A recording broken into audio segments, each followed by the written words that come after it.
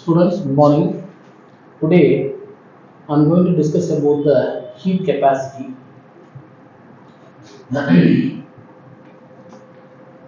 Heat capacity.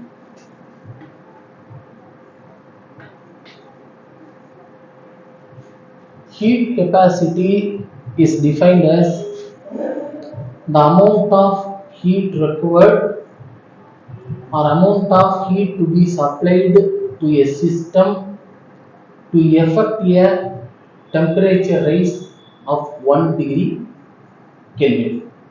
Consider this is the system. This is the system. Initially at a temperature is T1. Initially at a temperature is T1. I am supposed to raise a temperature to 1 degree Celsius, that is T2. So the difference between T2 minus T1 is equal to 1 degree Kelvin. To raise the temperature, I am supposed to supply heat to the system. Heat to the system. Certain amount of heat is added to the system. Now the question is, what is the amount of heat required to raise the temperature of 1 degree Kelvin? This amount is called as heat capacity. Clear? So heat capacity is defined as the amount of heat required to effect or to raise the temperature of the system to 1 degree Kelvin. Here 1 degree Kelvin. This heat capacity, the notation for heat capacity is C. Here, the mass of substance, if it is 1 mole, heat capacity is called as molar heat capacity. Molar heat capacity. The unit for heat capacity is kilojoules per kmol degree Kelvin. If the mass of substance it is in kg,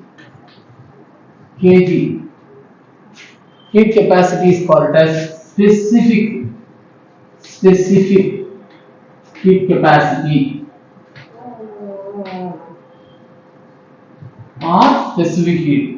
The unit for heat capacity is kilojoules per kg degree Kelvin. This is the information. Clear? Next important information is mathematically dq, amount of heat added to the system, is equal to C into dt. C into dt, where C is heat capacity, dt is the rise in temperature, degree Kelvin. This is amount of heat added to the system. Amount of heat added to the system. Clear? Okay? Right. This Cp, this C is equal to dq by dt.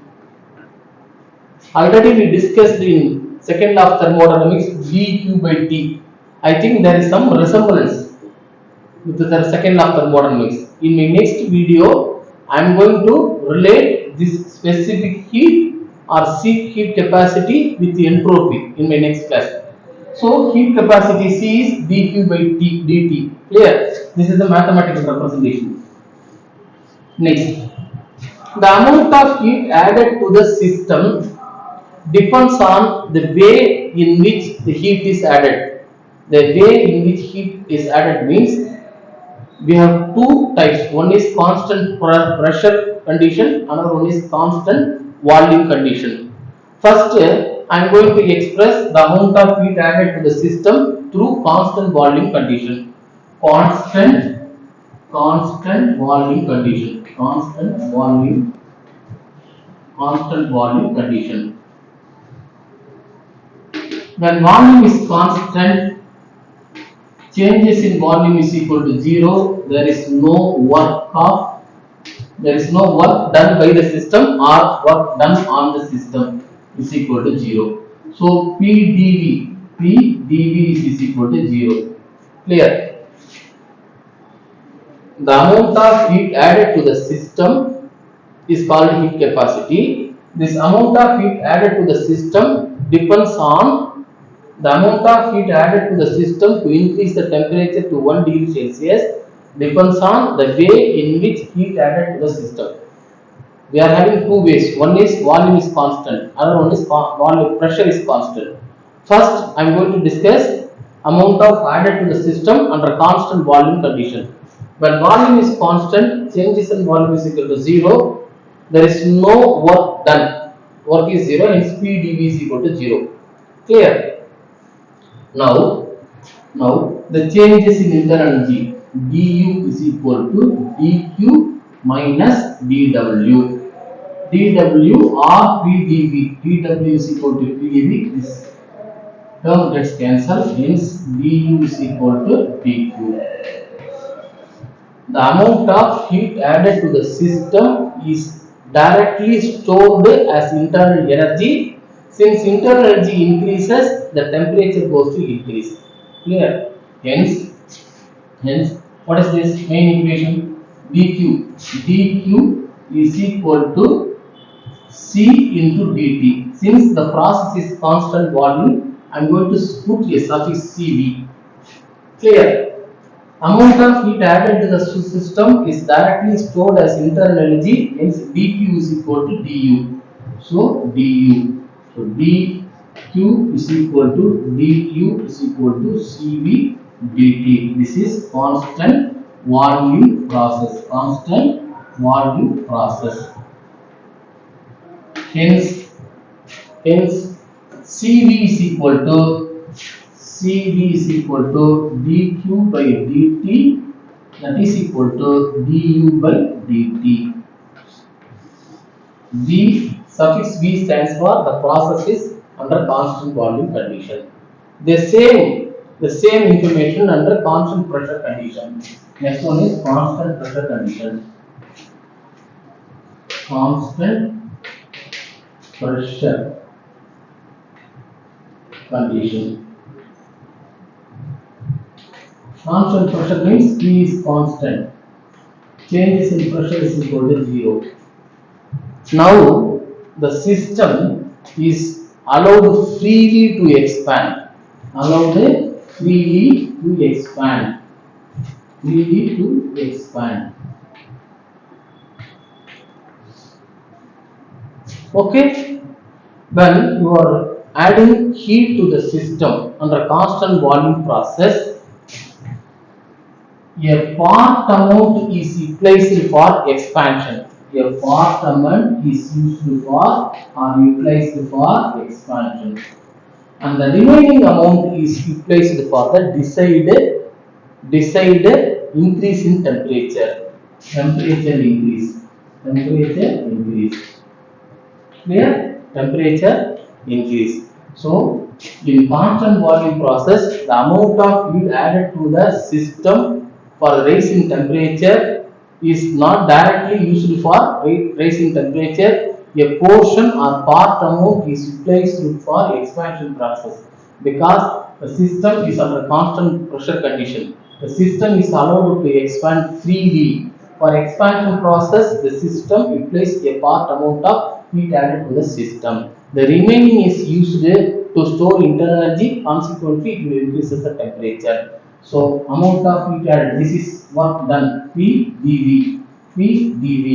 This is temperature rise, internal energy, changes in internal energy. Now I am going to say amount of heat added to the system is equal to du plus ddv.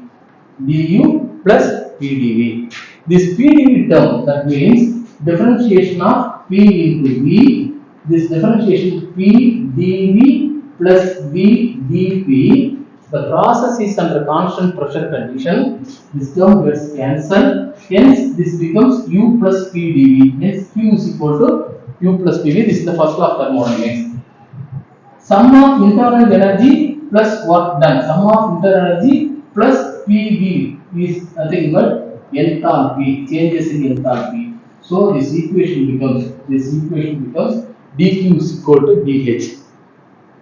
Clear? Now I am going to write like this: dq is equal to cp dt, that is equal to dh. Suffix p stands for constant pressure condition.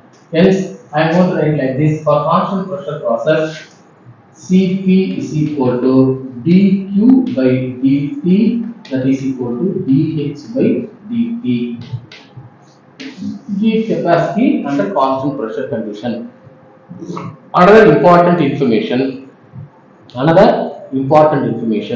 Always Cp is greater than that of Cv, because under constant volume condition, the amount added to the system is directly stored as internal energy. But in case of constant pressure condition, a portion of energy is required to expand freely. Hence, more amount of heat is required under constant pressure condition than that of constant volume condition. For point number 1. Solids, liquids and gases. Here, specific heat for solids and gases. There is no difference between constant pressure condition, constant volume condition. In general, heat capacity under constant pressure condition is somewhat greater than that of heat capacity at constant volume condition. When you go for solids and liquids, this difference is somewhat not significant, because upon addition there is no significant changes in volume of solids and liquids. But in the case of gases, the difference between Cp and Cv will be very significant, because upon addition of heat, the increase in volume of gases is significant. Hence, the difference between heat capacity under constant pressure condition, heat capacity and constant volume condition will be more significant for gases. Clear? In this class will help to relate the heat capacity and the entropy in the next class. Heat capacity is nothing but amount of heat required to raise 1 degree Kelvin of the system. Clear? Thank you.